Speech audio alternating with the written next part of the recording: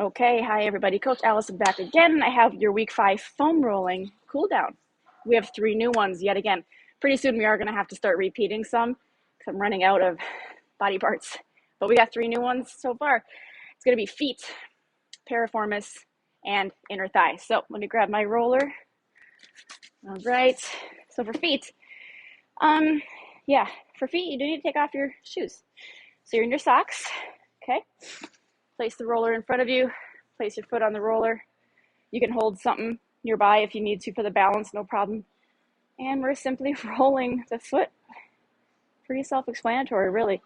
What you want to do, though, and it's hard to explain, you don't want to keep your foot, pretend this is the roller.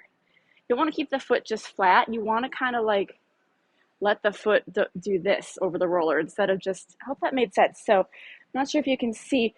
So this is me like keeping my foot flat, just kind of not really doing much. But if you relax your foot, press down, and get a little bit of ankle movements involved. See, now I'm kind of moving my ankle. That's going to really help kind of dig in there. So this one should feel pretty good, pretty relaxing. If you're really feeling up for a challenge, most of the clubs have lacrosse balls. Now this is really going to dig into the fascia in your feet a lot more. So you can take a lacrosse ball and, ooh, yes. So this is going to be much more effective, but it takes, but of course, you know, it is more aggressive, more intense, but you can also control how hard you're pressing. So yeah, if your clubs have lacrosse balls, I would definitely try that. Okay, that is the feet, 30 seconds on each side. Piriformis. So piriformis is kind of upper hip. It's like above your butt, kind of back here. Kind of ties into the low back. It's all kind of connected. But all right, so for piriformis, if you might remember our glute one from a couple weeks ago. So I'll remind you of the glute. This was how we rolled the glute. Piriformis is, but we're right on the glute, so right on your butt.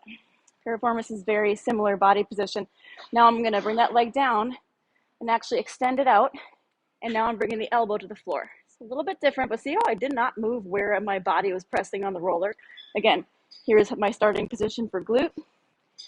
Here's my starting position for piriformis. So all you do differently is I'm on my butt right now, on my glute, but just on the right side.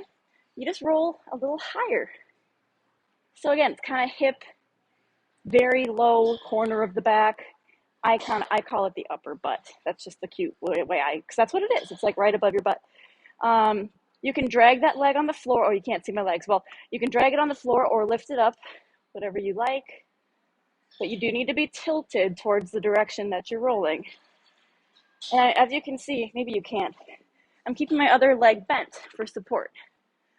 Okay, so if I'm supported up here with my arm, I'm supported down there with my leg. And again, above your butt. Oh, that's tender, kind of on the hip. That does tend to be a very tender foam rolling spot, so just be ready for that. Inner thigh is the last one. Now we're laying flat on the floor, prone, so you're on your stomach. Okay, the roller is right alongside of you. And let's see, better position. You're gonna drape your leg over it, 90-degree bend in your knee. Basically, you want your thigh to be exactly, is it perpendicular that crosses? I think so. You want your leg to be perfectly sideways this way, and then the roller to be making a cross with it. So by that, we don't want to have the leg kind of straight like this. We want to be going with the grain of the muscle. Okay. And you don't have to lift your body completely off the floor like a plank.